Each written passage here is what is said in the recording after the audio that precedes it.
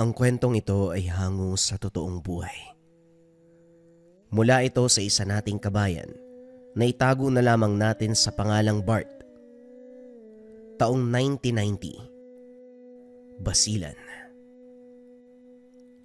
Hindi ka uuwi sa tahanang ito hanggat hindi mo natatagpuan ang iyong sarili. Puro ka nalang bisyo. Subukan mong maglakbay. Baka sakaling mahanap mo ang kahulugan ng buhay. Tulala si Bart habang inaalala ang sinabi ng ama. Aminadong basagolero at pagtungga ng alak ang inaatupag. Magsasaka ang ama sa araw at sa gabi ay kumakayod sa taniman para lang may maihain sa hapag. Siya pa naman ang panganay sa magkakapatid pero malayong malayo ang pag-iisip sa responsibilidad. 20 taon na, subalit bata pa ako mag-isip. Yung bang nangingibabaw sa utak ang pagiging malaya sa lahat ng bagay. Ito ang tipo na uuwi sa tahanan para kumain. Walang pakialam sa magiging reaksyon ng magulang. Isang araw, kinaladkad ni Tatay Paking mula sa inuman. Ubus na ang pasensya ng ama kaya nagawang pagbuhatan ng kamay. Malakas sa sampal ang pumukaw sa atensyon. Pinalaya siya kaya sumama sa barkada. At ito ngayon, sinusubukang magbagong buhay. Namasukan bilang kargador. Hindi bigas ang pinapasan kundi materyales ng bahay. Sumasama sa biyahe lulan ng naglalakiyang truck.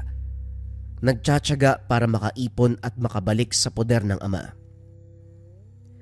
Kaso nga lang kinakabahan ng binata sa trabahong ito. Sa umaga simpleng kargador pero sa gabi, iligal ang tinatrabaho. Buwis buhay, lalo na kung mapapadaan sa checkpoint. Mabusisi ang pagsusuri ng otoridad pero palaging nakakalusot. Kinausap ang driver na si Mang Ruel, kaso ayon dito wala nang atrasan. Lumalambot din sa tuwing makakatanggap ng malaking halaga. Hindi naman pinagbabawal na gamot o droga ang nilalakad, kundi mga taklobo. Uri ng yamang dagat na hindi kinikilalang legal ng bansa, ayon na rin sa sangay ng gobyerno. Pinagbabawal ang panguhuli, pagbebenta, o kahit aksidente na nakuha sa karagatan. Sa kabila ng pagiging ilegal, may mga tao pa rin na kumakain ito, lalo na ang mahilig sa exotic foods. Madalas suki ang taga-ibang bansa, mga banyaga na nagbubuwis ng buhay sa pamamangka makabili lang ng taklobo. Sa loob ng isang linggo, makakabenta ng 6 hanggang 10 peraso. Bawat isa ay nagkakalaga ng ilang libo, depende sa bigat. Sa gabing ito, buhangin ang karga ng sasakyan. Sako-sako pero sa ilalim nakatago ang iilang peraso ng taklobo. Kampante ang mga kasama pero si Bart, dinig na dinig ang kabog ng puso. Lalong-lalo na nang masipat sa unahan ang mga otoridad na nagsasagawa ng checkpoint. Puwisit talaga itong mga to. 10 oras na ng gabi, gumagawa pa ng checkpoint. Hindi ba natutulog yung mga pulis na yan? Kalmahan nyo lang mga bata Magtulog-tulugan kayo para maiwasan ang pagdulas ng dila. Lalo ka na Bart! Kamunti ka na tayo nung nakaraan. Wika ni Mang Ruel. Nang tumapat ang sasakyan sa mga otoridad, madali ang pagsusuri ang isinagawa. Sandali pang nakipag-usap si Mang Ruel sa pulis na lumapit. Maya-maya pa pinadaanan din. Nakahinga ng lumagpas. Pumarada sa tabing dagat. Nakaabang sa baybayin sina Bart at Jim, habang si Mang Ruel ang naiwan sa kotse para magbantay. Panay tawag ito. Tinatanong kung nariyan na ba ang katransaksyon, kaso oras ang binilang bago dumating. Thai National ang katagpo na nakatikim ng sermon mula kay Mang Ruel Hindi maintindihan ng salita kaya rekta sa bayaran matapos matanggap ang produkto. Mabilisang nilisan ng lugar pero may nakapansin. Manong, parang hindi maganda yung reaksyon ng tao na yun ah. Baka magka-problema tayo. Wika ni Jim. Subukan lang niya. Ipapakain ko siya sa Taclobo. Tinawaran na nga ang presyo eh. Ang tagal pa dumating. Hindi na rin natin kikitain yun kaya huwag kayo mag-alala. Pakisabi sa amo niya, sawas di ka ba yun? Sawas di ka, oo yun. Ewan, basta salamat. Wika ni Mang Ruel. Natawa ang lahat. Pagkatapos ng transaksyon, dumiretso sa supplier para magbayad. Ang natirang pera ang pinaghati-hatian pero syempre, mas malaki ang parte ni Mang Ruel. Ganun pa man, malaki pa rin ang kinita nila Bart at Jim. Papunta na sana sa inuupahang bahay nang tumawag muli si Mang Ruel. Ang inakalang tapos sa transaksyon ay hindi pa pala. Nagpunta sa tagong tagpuan, puno ng Taclobo ang bangka. Nagulat si Bart nang sumakay sina Mang Ruel at Jim. Walang nagawa kung hindi sumalang pagkatapos abutan ng sagwan. Naiisip pa lamang na 2 araw sa laot pasukuna ang binata. Patungo sila ngayon ng Basilan para iatid ang mga Taclobo sa nag-aantay na suki. Siya at si Jim ang sumasagwan habang komportableng umiidlip si Mang Ruel. Jim, sigurado ko ba sa Basilan tayo pupunta? Napakalayo nun tapos bangka lang yung gamit natin. Wika ni Bart. Kaya nga bilisan mong sumagwan para makarating tayo na mas maaga pa sa 2 araw. Ipagdasal mo na lang din na hindi lalakas ang hampas ng alon. Kundi sabay-sabay tayong tataob sa bangkang to. Hindi pa tayo nangangalahati susuko ka na ba? Akala ko naman kasi kagaya ng dati. Hindi naman sinabi na tatawid tayo ng dagat bangka pa yung gamit. Himatayin tayo kakasagwan nito Kaysa magreklamo ka, ipunin mo yung lakas mo para sa mga susunod na oras. Sumagwan ka lang. Napabuntong hininga si Bart. Walang nagawa kung hindi sumagwan ng sumagwan. Habang nasa laot napako ang pansin ng binata sa mga Taclobo, sinamantala ang pagkakataon na pagmasdan. Nasa unahan si Jim. Buhos sa pagsasagwan ang atensyon. Nasa gitna nila si Mang Ruel na humihilik kakatulog. Nasa hulihan siya, kahit halukayin ang Taclobo hindi mapapansin. Isang kamay ang sumasagwan habang inaabot ng isang kamay ang Taclobo. Matigas na parang bato pero kuryoso si Bart sa laman nito. Sa ilang taon sa ganitong trabaho, hindi pa nakita ang nilalaman ng malahiganteng bato. Narinig lang kay Jim na masarap at malaki ang loob. Inusisa ang Taclobo na nakalagay sa tabi. Ikinagulat ang kusang pagbukas. Tinignan sina Jim at Mang Ruel. Hindi siya napansin. Pagsilip sa loob ng Taclobo, walang nakitang laman. Ang naroon lang ay maliit na bato. Sobrang kinis at inakalang perlas. Dali-dali itong binulsa. Sa 2 araw na palutang-lutang sa laot, narating din ang baybayin ng Basilan. 10 oras ng gabi, kaya walang katao-tao sa paligid. Maya-maya pa dumating ang isa pang bangka. Teka, parang mali yata ang bayad Huwag mo ko niloloko Maayos ang usapan natin sa telepono. Kahit hindi ko to bilangin, alam kong kulang. Wika ni Mang Ruel na isinalin na lamang ang salita sa Tagalog upang ating maintindihan. Hindi sumagot ang lalaki. Humugot ng baril sabay tutok. Hindi sila nakapalag. Hinatid na lamang ng tanaw ang papalayong bangka. Nag-aalala dahil hindi pwedeng humarap sa supplier na kulang ang pera. Naharap na sila noon. Hindi lang sermon ang inabot kung hindi pambubugbog. Nabahala si Mang Ruel. Hindi rin makauwi dahil sa paglipas ng sandali. Humagupit ang bagyo. Mabuti na lamang may kakilala sa lugar, pansamantalang nanuluyan. Hindi mapakali si Bart sa may-ari ng tahanan.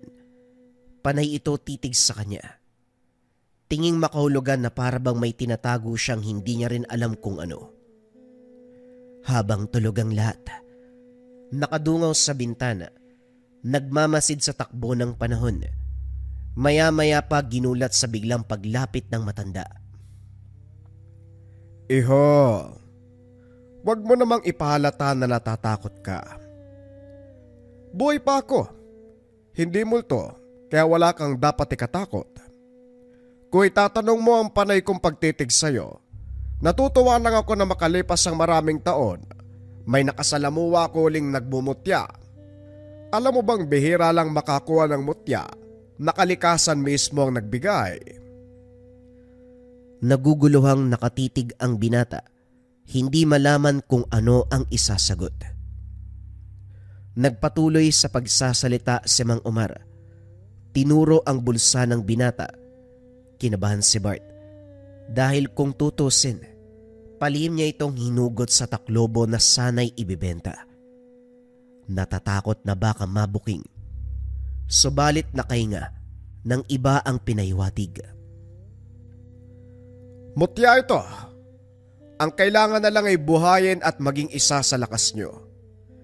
Pwede kitang turuan para maging ganap kang magmumutya. Iyon kung handa kang harapin ang mas malaking responsibilidad.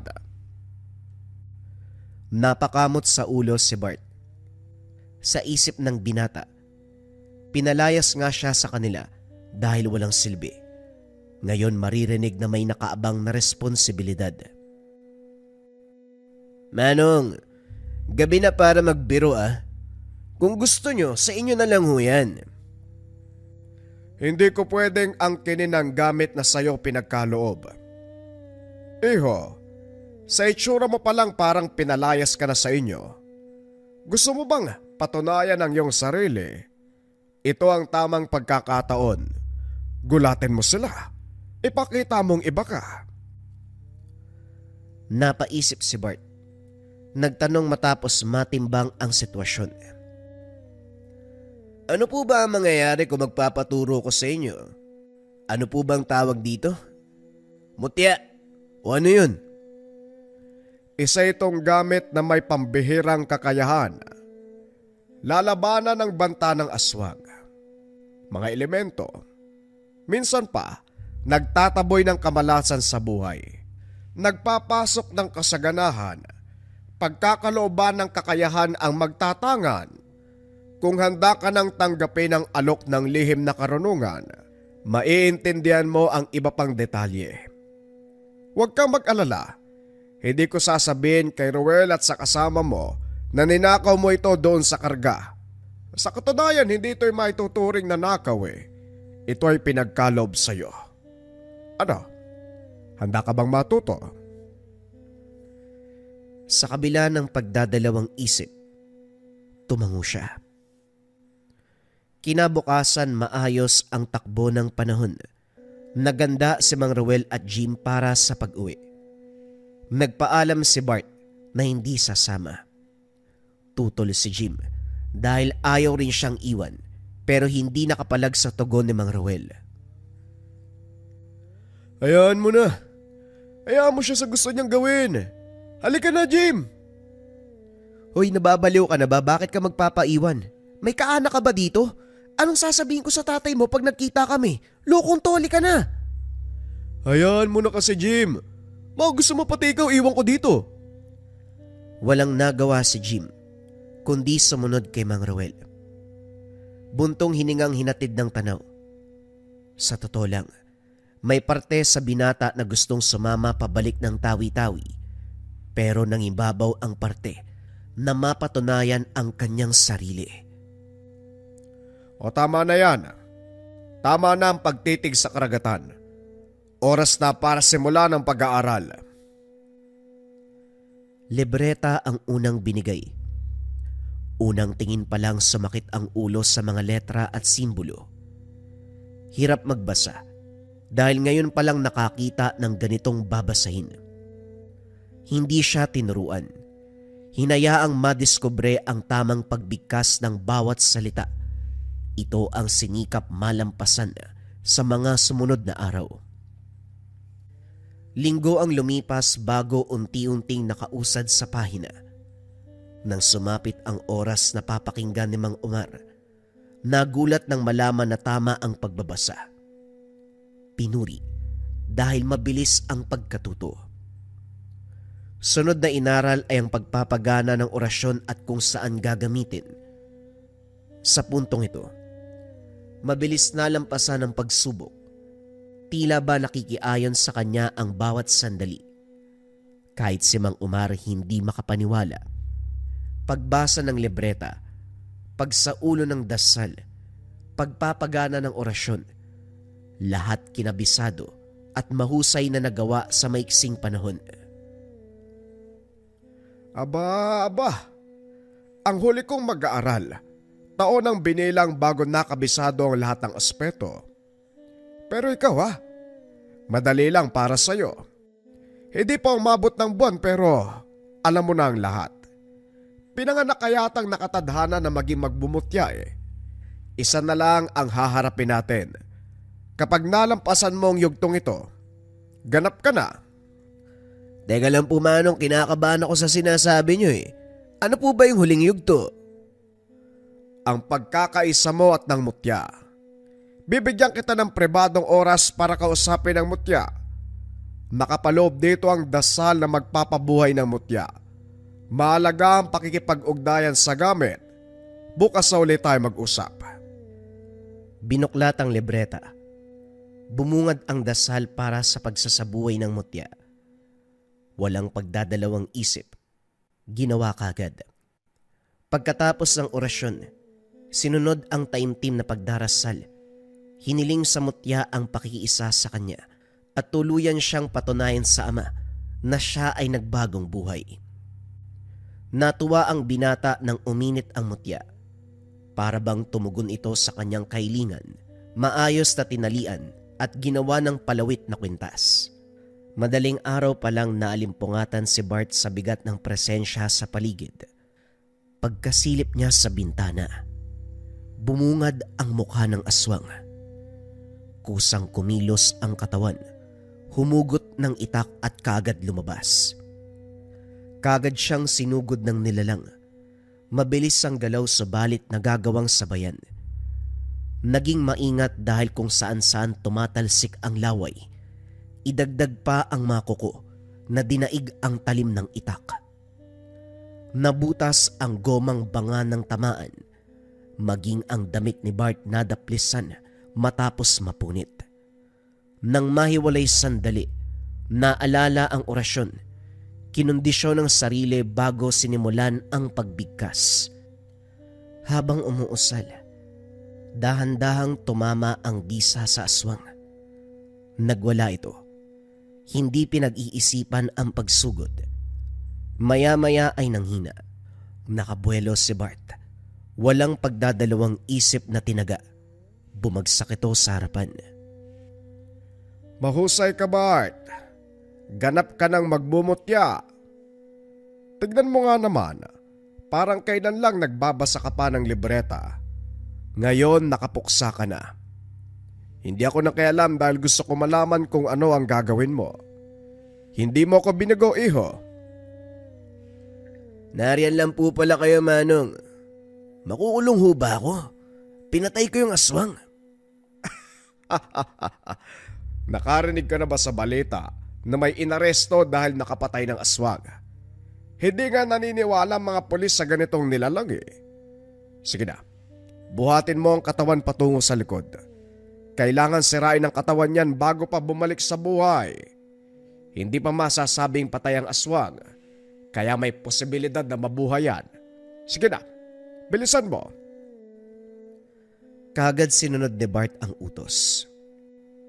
Matapos orasyonan ng bangkay, sinimulan ang pagsusunog. Habang nakatitig sa apoy, halo-halong emosyon ang naramdaman ng binata. Kagad siyang dinaluhan ni Mang Omar. Ganyan din ang naramdaman ko nung unang pasok sa larangan. Hindi madaling makibagay lalo na sa mundo ng lihim na karunungan. Pero sa oras na masanay ka, magiging madali na ang lahat. Huwag kang mag-alala. Nandito lang ako. Gagabayan kita. Salamat o. Kung hindi lang ako tinakwil ng ama ko, hindi ako papasok sa ganito. Kayo na rin po nagsabi na magkakaroon ako ng halaga dito, di ba? Gagawin ko po kung ano man yan. Mapatunayan lang ang sarili ko. Pagbutihin mo lang. Darating ang araw makikita ng ama mo ang halaga na meron ka. O siya, umuwi na tayo. Pagkatapos ng unang laban, nasundan ito. Hindi inasahan ni Bart na lapitin ng aswang ang tahanan ni Mang Omar. Takip-silim pa lang ay may nagpaparamdam na. Ang ipinagtataka ng binata, masyadong kalmado ang matanda. Ni wala man lang pangamba kahit alam na may halimaw sa paligid. Naisip din ni Bart na kampante ito dahil may karunungan. Subalit kahit sa ganitong pagkakataon, makakaramdam pa rin ang sinuman. Hindi lang yun, pagsapit ng gabi may dadapo sa bubong. Kung minsan pa matatanggal ang pawid, sa tuwing susuriin ay walang maaabutan. Kinabahan ng magpaalam si Mang Omar, mag-isang iniwan sa bahay ng ilang gabi. Sa puntong ito, lumala ang pagpaparamdam ng nilalang. Pagkatapos ng hapunan nagsara ng mga bintana, inayos ang pagsarado dahil natatanaw sa kadiliman ang figura ng aswang. Kanina pa umaaligid. Inaantay lang din ni Bart kung kailan aatake. Maya-maya pa nayanig ang tahanan matapos ilang ulit na mabunggo. Hindi nagtagal may biglang humugot mula sa bintana, kinaladkad palabas. Naguumapaw ang bisa ng mutya. Labis ang pag-init matapos maramdaman ang presensya ng kalaban. Alisto sa pag-uusal ng orasyon. Inilapat sa sandata sabay sugod. Binilisan ng galaw. Hindi nakapalag ang halimaw. Paulit-ulit na dumaplis ang patalim hanggang sa kusa itong umatras. Hinabol.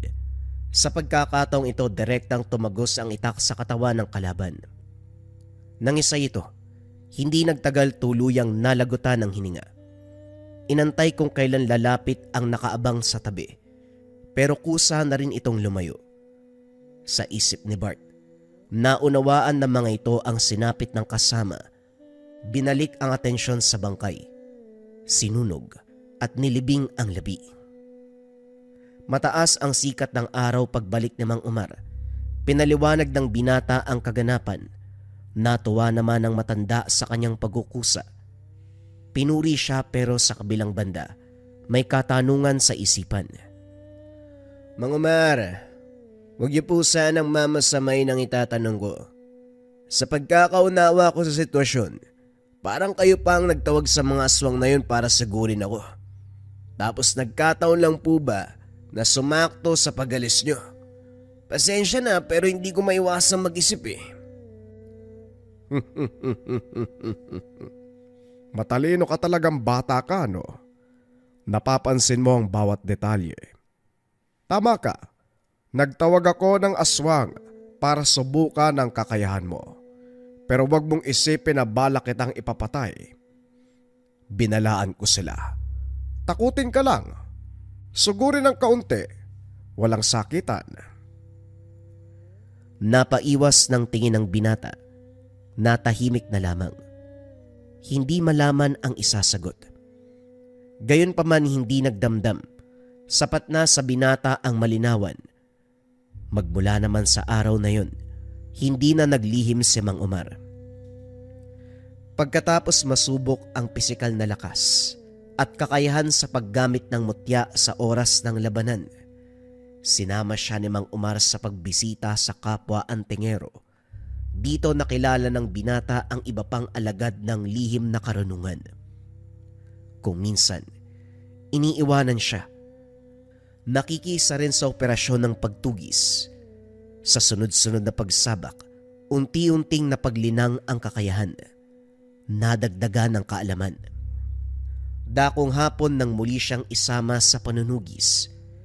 Sinadyang hanapin sa terik na araw ang aswang dahil nakikipaghalubilo ito sa mga tao. Mailap sa gabi, kaya hinanap sa oras na hindi nito inasahan. Sa inuman na aktwa ng aswang, ang problema hindi ito basta malalapitan dahil biglang naglalaho lalo na kapag naramdaman na may antingero o manunugis sa malapit. Nakaisip ng ideya si Bart. Nang pumayag ang mga kasama, hinayaan siyang gawin ang binabalak. Matapos taasan ang bakod ng sabulag, lumapit sa grupo na manginginom. Katulad ng inasahan, kusa siyang tinawag ng mga ito. Psst, bata, halika tumaki ka rito. Makisalo ka sa amin. Wala na ring ibang upuan kaya sumabay ka na. Ano pangalan mo? Bago ka lang dito ano? Oo, bago lang ako sa lugar. Barto ang pangalan ko. Ayos lang ba na makiinom ako sa inyo? Medyo nauuwaw na kasi ako eh. Walang problema. Manginginom tayong lahat kaya tagay na. Boyet nga pala tapos itong kasama ko si Dindo. Naging maayos ang takbo ng kaganapan subalit maingat si Bart. Kanina pa nagbigay ng senyales ang mutya. Kumpirmadong mga aswang ang kasama. Ganun pa man hindi muna kumilos. Layong makuha ang loob ng mga ito. Tagay, kwentuhan, usapan, tawanan. Ito ang takbo ng pangyayari sa hapon hanggang sa sumapit ang gabi. Sa puntong ito naman, nagmamadali sa pagpaalam ang dalawa. Kahit pasuray-suray ang lakad, mabilis pa rin ang kilos. Nahuli si Bart. Pagtingin sa dinaanan, wala na ang mga ito. Nakita mo na, kaya mahirap pabulin ng mga yun dahil kahit lasing napakalakas ng kapangyarihan. Naglaho ka agad oh.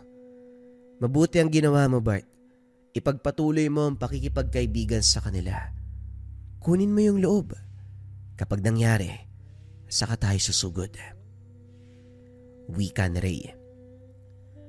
Pwede bang malaman ang dahilan kung bakit natin tinutugi si Boyet at Dindo? Hindi pa malinaw sa akin eh. May kinikilala kaming pinuno sa sama namin at ang dalawang yon ang pumatay. Hindi lang sila, pati na ang kinikilalang pinuno ng angkan. Sinadyang pagpatay kay pinuno, kaya igaganti natin siya. Mag-aral ka ni Mang Omar kaya sumapi ka na rin ng samahan. Halika na sa tinutuluyan natin, magpahinga muna tayo. Bukas, kailangan mong kitain ang mga yon. Kinabukasan hindi bumalik ng tindahan sina Boyet at Dindo. Maghapon nag-antay si Bart. Bigong binaybay ang daan pero nabuhayan ng loob matapos makasalubong ang mga ito. Si Boyet ang unang lumapit. Nakipagyakapan sa kanya. Sumama siya ng mag-aya. Hindi may tago ang takot ng mapagtanto ang kinalalagyang bodega. Maliit lang ito, pero umalingasaw ang matinding amoy. Puno ng dugo ang sahig. May tuyo at may sariwa pa. May naglalakihang galon ng dugo, balde at batya, at may tira-tirang labi ng hayop at tao. Pigil hininga habang nakikipagsabayan sa mga ito. Sigurado ka bang mapagkakatiwalaan ang binatang to?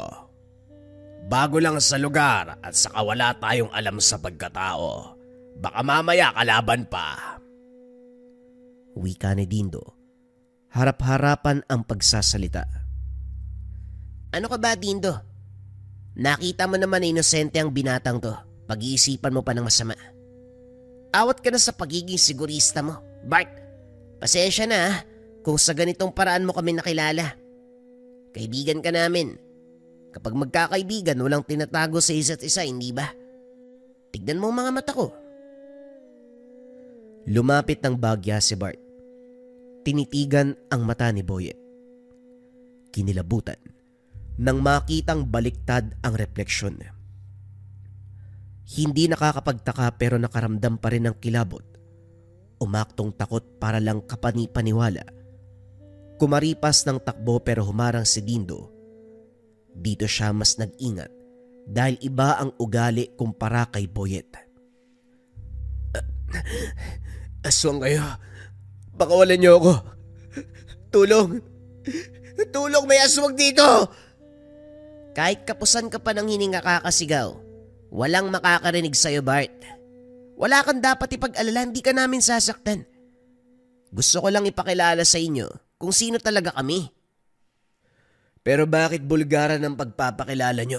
Hindi ba dapat lihim yan? Mangmang kasi yan, ah.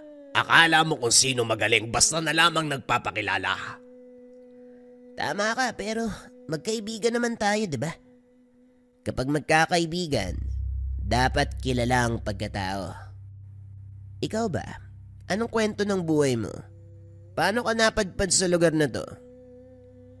Sa tawi-tawi talaga ako pero pinalayas ng ama. Puro pag-iinom ang inaatupag ko kaya yun. Sumama ako rito sa kaibigan ko pero naiwan ng bangka kaya palaboy-laboy na lang. Pareho pala tayo ng karanasan eh. Kami rin eh. Tinakwil kami ng pamilya namin kaya ito. Palaboy-laboy na lang din. Kaya naman pala magaan ang loob ko sa'yo eh. Parehas tayo ng kapalaran. Magkaibigan na tayo ha. Nakangiting inilahad ni Boyet ang kamay. Tinanggap ito ni Bart. Nang maramdaman na walang masamang intensyon, saka lang nakahinga. Subalit hindi magawang magpakampante dahil iba ang tingin ni Dindo. Panay pigil sa pagbaliktad ng sikmura. Sa harapan mismo pinakita ni Boyet kung paano sila kumain bilang aswang. Inihain ang buto-buto, nginat-ngat ang tirang laman, at ang pinaka nakakadiri, nang kainin ang parte ng tao. Nang makalabas ng bodega saka lang nakahinga ng husto si Bart. May bahagi sa kanya na nagsisisi kung bakit naisip ang ganitong plano. Nang sumunod na araw hinigpitan ng mga kasama ng pagbabantay. Sa nakalipas na tagpo, hirap pa ring mahuli sina Dindo at Boyet. Parang mga bula. Pagtalikod ni Bart sabay ring maglalaho. Balik inuman ang mga ito. Ilang kahon ng alak na ang naubos pagdating ni Bart. Sa dami hindi pa tinamaan. Hilaw na karne na pinatong lang sandali sa apoy ang pulutan. Kumakain pa rin naman sila ng luto pero pili. Buwis buhay dahil iisang baso ang ginagamit. Sa bawat laway na dumidikit, posibleng nagkakarga ng sumpa para mayanggaw. Nang maisip na unawaan ang biglaang paglantad ng mga ito, sa loob niya, yayanggawin siya para hindi sila matakasan. Tuloy ang inuman hanggang sa bumagsak ang mga ito. Sumenya sa mga kasama pero bago makalapit, nakaramdam sina Dindo at Boyet.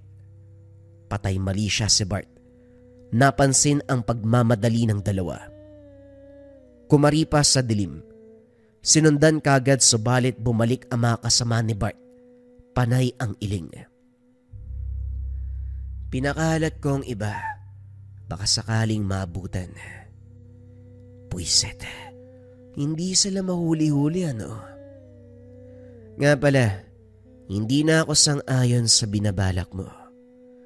Kung ipagpapatuloy mo ang pakikipag-inuman sa mga yan, hindi nalalayong mayanggaw ka.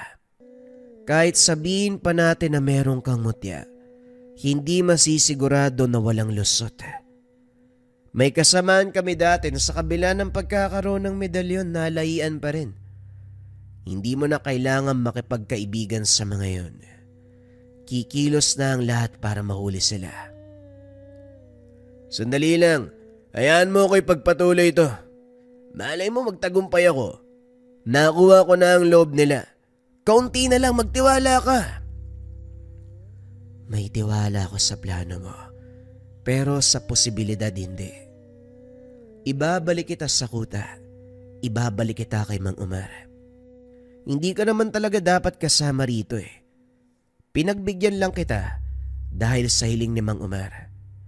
Pero ako ang kinakabahan sa ginagawa mo. Baka pagkatapos ito, mabalitaan ko na lang na may nakatanim na sumpa dyan sa katawan mo. Hindi naman sa takot ako sa pananagutan. Ayoko lang na may buhay na may buwis para mahuli ang mga yun. May ibang paraan. Yun ang gawin natin. Ray naman, hayaan mo na ako. Magagawa ko to sa lalong madaling panahon. Pangako, mag-iingat ako. Nakuha ko na ang loob nila. Hindi ako pwedeng umatras. Napabuntong hininga si Ray. Hindi inasahan ang katigasan ng ulo ni Bart. Sa pangungumbinse ng binata, napilitang pumayag. Sa puntong ito, sinigurado ni Bart ang kakalabasan. Siya na mismo ang lumapit. Nag-aya ng inuman. Dahil parehong hayok sa inumin, walang tigil sa pagtungga. Hindi na inalampa kung saan galing ang ininom. Naging maayos ang takbo ng kaganapan. Inaantay na lang kung kailan e-epekto ang tama ng alak. Makalipas ang sandali, saktong naubos ang iilang bote. Sabay bumagsak ang mga ito. Nang masiguradong nawalan ng malay, ang nagpanggap na manginginom sa kabilang mesa, ang nagpanggap na tendero ay balik sa tungkulin.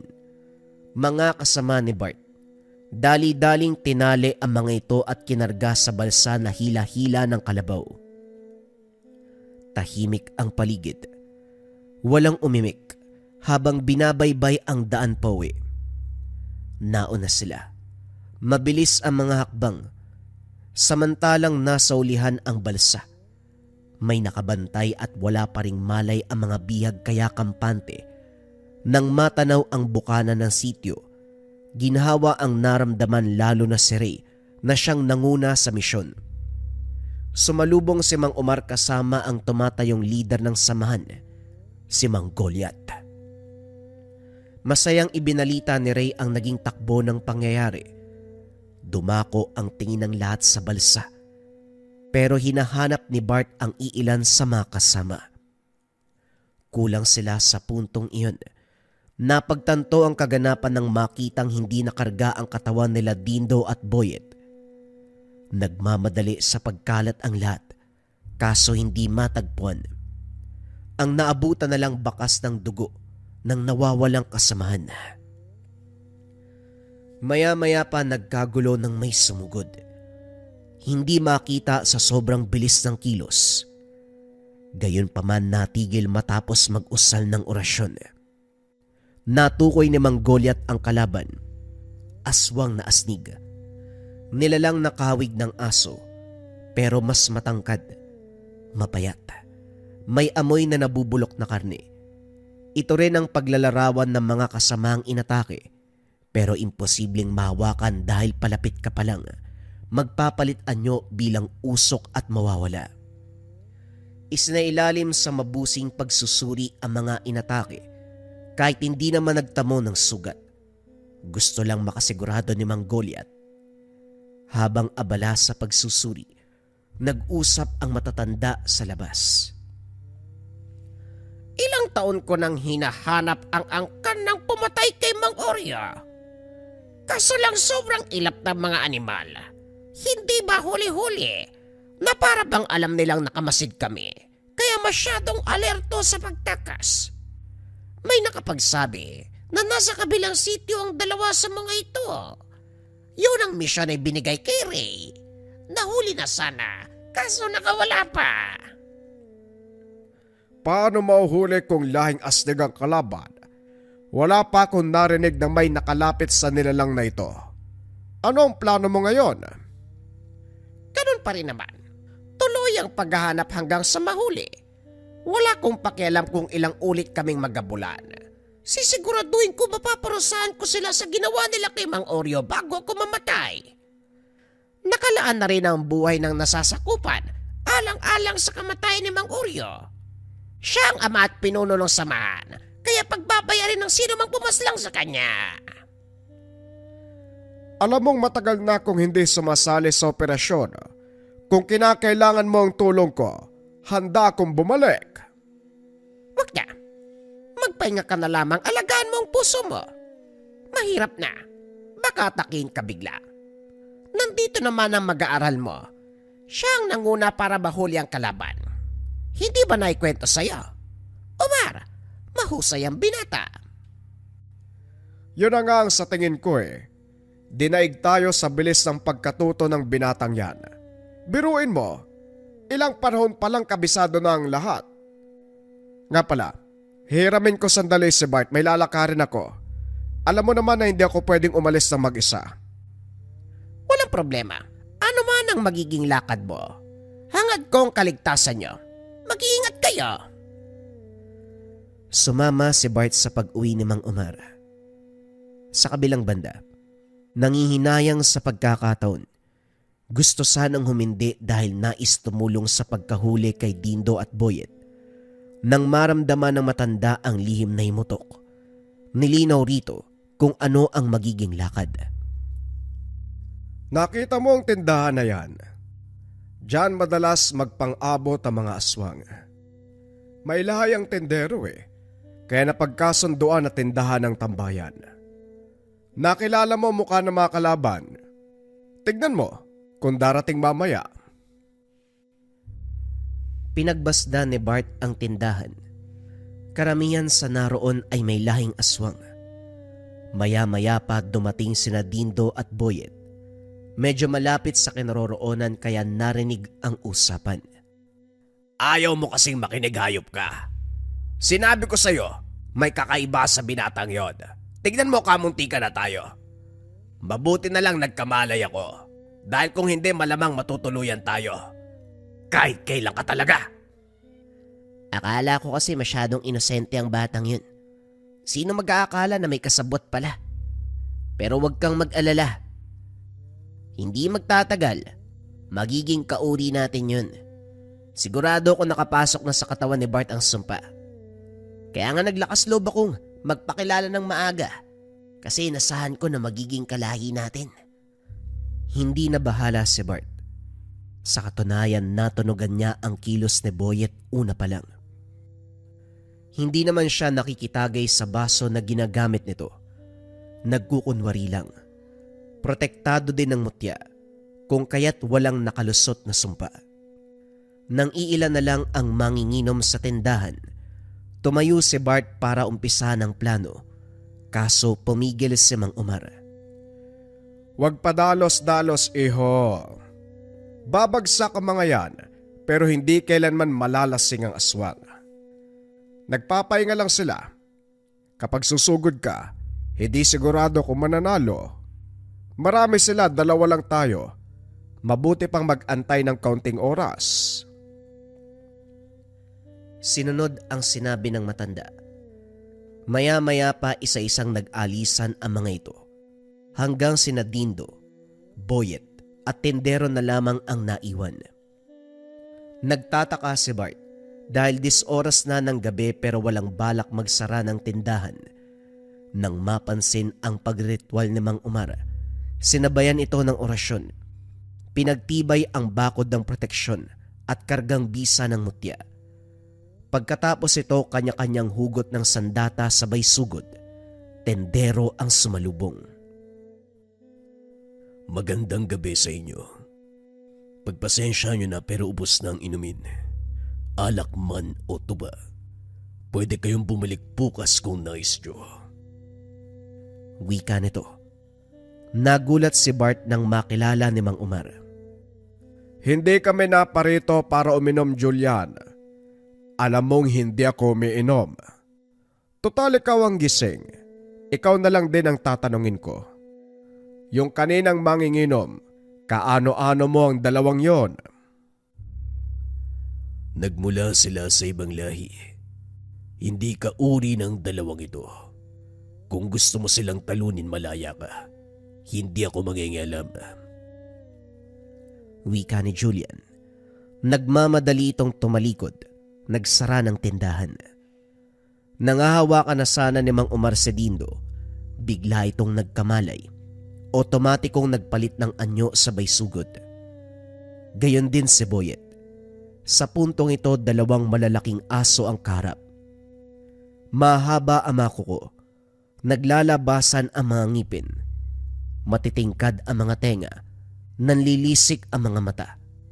Nakatayo ang buntot, umaangil, iniihipan ng dasal ni Mang Umar, napakuyom ng kamao ang matanda.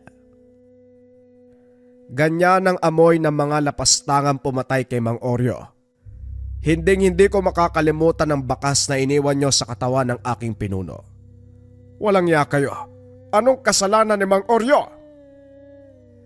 Walang sagot, kundi puro angil. Hindi nagtagal sabay sumugod ang mga ito. Pisikal at talas ng paningin ang naging laban. Malakas ang mga asnig. Kahit buong puwersa pa ang itapat, titilapon pa rin. Kinakailangan talasan ang paningin dahil biglang nawawala. Bigla-bigla ding lilitaw. Sasabayan pa ang pagkilos. Manong, hindi malalapitan. Anong gagawin natin? Yan din ang iniisip ko. Sabayan mo lang. Makakahanap din tayo ng butas. Nagpatuloy ang pagtutos. Tumakbo sa gilid si Bart para makahinga mula sa ilang ulit na pagtilapon. Nasira ang iilang bahagi ng tindahan. Nasa tabi lang si Julian, pero hindi ito nangialam. Panay panunood, walang emosyon. Kahit ang patalim tatagos lang sa katawan ng asnig. Kung lalapit naman, mag-aan yung usok. Sasakupin ng hininga hanggang sa kapusan. Nang sumugod, malalaman na lang na nasa likuran na. Kakalmot, mangangagat, o hindi kaya sisikaping maduroan ang bibig upang makapangyanggaw. Nagbigay babala si Mang Umar sa laway ng mga ito. Hindi nagtagal parehong hiningal. Napagtantong hindi umubra ang pamamaraan. Nang masipat si Julian, humingi ng lambanog si Mang Umar. Dali-dali namang nagbigay ang lalaki. Inihipan ito ng dasal. Habang nasa kalagitnaan ng ritual, bantay sarado ni Bart ang atake ng mga kalaban. Pagkatapos nito, isinaboy sa ere ang inumin. Sa pamamagitan nito, huling-huli ang mga asnig. Nagsigawan ng lumapat sa balat ang lambanog. Ang bisa ng orasyon na nuot sa bawat laman. Habang nagwawala, sinabayan ng ritual ni Mang Umar. Kapwa asnig na ngayon ang naglalaban. Sinamantala ni Bart ang pagkakataon. Sumugod at pinagtataga. Sa kabutiang palad gumana ang naisip na paraan. Bumagsak ang mga asnig. Matindi ang usok ng katawan na animoy binuhusan ng asido.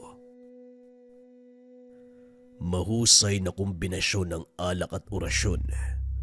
Lalo na sanay sa alak ang mga ito. Kaya nang isaboy tinanggap kagad ng katawan. Akala ko ba hindi ka mangingialam? May alam ka ba tungkol sa angkan ng mga asnig? Kung angkan nila Boyet at Dindo ang pag-uusapan, sila ang huling asnig sa lugar na ito. Pinaslang ng dayong manunugis ang karamihan, matagal na panahon na ang lumipas. Hindi na damay ang dalawa dahil tinakwil ang mga ito. Paano ko naman masisigurado na nagsasabi ka ng katotohanan? Patayin mo ko kung gusto mo. Walang problema. Tumango si Mang Umar. Alam ng matanda kung kailan nagsisinungaling ang tendero. Tumulong na rin ito sa pagligpit ng mga bangkay. Dinala ang pugot na ulo sa balwarte ng samahan. Tuwang-tuwa ang lahat ng malamang nabigyan ng hustisya ang kamatayan ng dating pinuno. Si Mang Goliath, unang nagpaabot ng pasasalamat kay Mang Umar, pero pinasa ito kay Bart. Si Bart ang pumaslang sa kalaban. Siya mismo ang tumapos sa mga ito, kaya sa kanya tayo magpapasalamat. Manong, hindi naman ako ang pumatay eh. Ikaw ang nagritual, tinaga ako lang sila. Sa pagtaga mo sila namatay, kaya ikaw ang pumaslang. Hindi nakapalag si Bart sa tinura ng matanda. Kagad binitay ang pugot na ulo ni Dindo at Boyet bilang tanda na nagtagumpay sa misyon. Nagsagawa ng panandaliang pag-alala sa kamatayan ng dating pinuno. Pagkatapos, maiksing salo-salo ang sumunod. Sentro ng pagdiriwang si Bart, samot-saring papuri ang natanggap mula sa kasamahan. Dito naramdaman ng binata ang pagiging tanggap. Hindi dahil may nagawa, kundi siya bilang siya. Hindi binanggit na isa siyang antingero o nagmumutya. Lahat ng papuri ay patungkol sa mismong pagkatao, ang pagiging matapang at abilidad. Hindi maiwasang mapukaw ang damdamin habang pinagmamasdan ang nakapaligid. Lalong naluha nang maalala ang ama na kailanman hindi humanga sa kanya. Napatitig sa mutya, lihim na nagpasalamat dito. Ganito pala ang kahulugan ng buhay. Natagpuan ko na kung saan ako may halaga. May napatunayan ako. May napatunayan ka dahil yon ang nakalaan para sa'yo. Gusto mo bang umuwi at sabihin sa tatay mo na natagpuan mo na ang halaga ng iyong buhay? Pwede na po ba akong umuwi? Oo naman. Pinag-aral lang kita para dito. Ngayon na may napatunayan ka na, anumang oras ikukuha kita ng bangka para makatawid patungong Tawi-Tawi.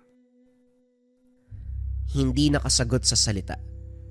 Niyakap ng maigpit ang matanda. Formal na nagpaalam si Bart hindi lang kay Mang Umar, pati na rin sa naging kasama nito, lalo na kay Ray at Mang Goliath. Hinatid pa siya sa baybayin. Hinatid ng tanaw hanggang sa hindi na ito makita. Hindi makapag-intay si Bart na sabihin sa ama ang nangyari sa lakad. Pagdating ng tahanan, ginulat sa naabutang tagpo. Nakipagtawanan ang ama, kasama ang matanda na masyadong pamilyar sa kanya. Humarap si Tatay Paking, naguguluhan sa magaan na pakikitungo. Ilang taon ka ring nawala, pero sulit naman dahil natutunan mong pahalagahan ang buhay na meron ka.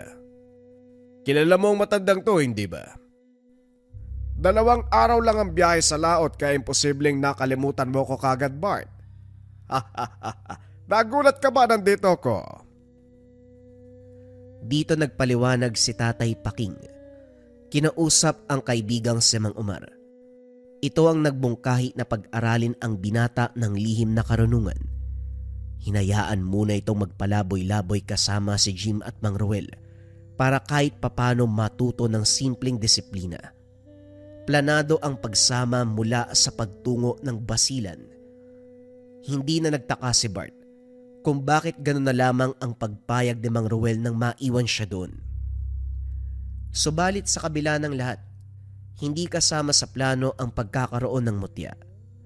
Pagkakataon na ang gumawa ng paraan para maisingit ito. Natawa na lamang sa takbo ng kaganapan. Labis ang pagpapasalamat dahil sa pagpaplano ng ama at mga kaibigan. Nakita niya ang gamit. Nakita niya ang rason kung bakit kailangan niyang mabuhay ng matiwasay. Ingatan ang sarili. Gawing kapaki-pakinabang ang sarili hindi lamang para sa iyo, kundi bilang instrumento sa pagtulong sa ibang tao. Kumusta mga kabayan? Magbabasa tayo ng patotoo patungkol sa marakuyo bracelets natin. Ayan na yung mga bagong version natin, yung white sa lava, pero nandito pa rin yung OG version na glossy black and brown mga kabayan. Dako tayo sa ating first patotoo. Baka 5 lang yung basahin ko kabayan, sobrang dami na kasi nito. Sabi ng kabayan natin, dumating na po yung marakuyo bracelet ko po. Grabe po yung kabog ng dibdib ko habang ino-open ko, tas nang nahawakan ko na sobrang saya ko po. Tapos suot ko po siya nang matulog ako, ang sarap ng tulog ko. Umaga ako nagising. Totoo po ang lahat ng sinabi nyo. Pakita natin yung comment. Andyan yan kabayan. Sabi ni kabayang Miss Carter. Basa pa tayo ng isa kabayan. Okay, etong next comment natin kabayan ay mula kay Yvonne Octoso. Ang sabi niya, grabe ang product na Marahuyo. Unang suot ko pa lang, 2 araw pa lang, ramdam ko na kaagad yung energy. Parang nililinis niya yung dark thoughts ko, naging positive ako, kalmado at mas malinaw na ang pag-iisip. Dati, di ako naniniwala pero ngayong nasuot ko na, totoo pala, nagbibigay talaga ng proteksyon. Salamat seller, fast transaction pa. Next comment, basa pa tayo mga kabayan, sabi ni Big Boss. Thank you sir, bilis dumating ang ganda ng Marahuyo White. Quality napakaganda at napakagaling ng gamit na ito. Complete and no damage. Thank you sir JD, God bless always. Salamat din Big Boss. God bless also. Ilan lang yan sa mga patotoo patungkol sa Marahuyo bracelet mga kabayan. Pwede nyong i-check, i-visit nyo yung Lika Merchandise. Makikita nyo yung sobrang daming reviews. Kalimitan kasi sa mga reviews na nababasa ko mga kabayan, una nawawala yung pangangate nila kapag suot ang Marahuyo bracelet. Sa gabi nakakatulog sila ng payapa, nawawala na yung mga panggagambala. Yung pananakit ng tiyan, yung pananakit ng ulo, magmula nang nasuot nila yung Marahuyo bracelet, nawala lahat yun mga kabayan ko. Ang Marahuyo bracelet kasi itong suot-suot ko ay depende sa espiritual. Kontrakulam, barang, tigalpo, palipad hangin, usog, o kahit anong masamang uri ng sumpa. Nandito rin yung tinatawag nating rebuelta mga kabayan ko. Kung ano man yung sumpa na ibinigay sa inyo, ibinabalik dun sa taong nagbigay. Kung interesado ka, pili ka ng version na gusto mo mga kabayan, pare-pareho yan ng bisa. Visit nyo lang ang shop ng Lika Merchandise. Mag-ingat sa mga scammers.